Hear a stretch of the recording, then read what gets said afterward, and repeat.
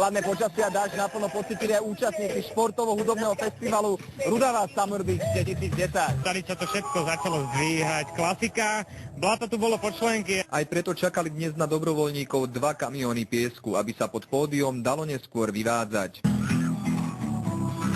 Niektorí ešte aj dnes odstraňovali následky nočnej búrky. Tam patril pôvodný vrch, ktorý sa zdemoloval, takže teraz vymýšľame improvizovanú náhradu. Komu v prípade v noci odfúklo stán, sa mohol spoľahnúť na moderné služby festivalov. Majú tam karimátky, deky. Mnohým však došla jednoducho trpezlivosť a na upršanom festiáku to zabalili.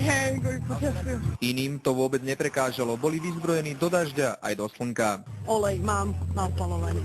Na opalovací krém nemám, takže aj keby bylo teplo, si ho nekúpim. Upršané počasie sa nehodilo najmä k letným športom. Terén je v pohode, akurát vietor vadí. Ako smutné memento včerajšieho krásneho počasia pôsobilo najmä miesto pre vodné pólo.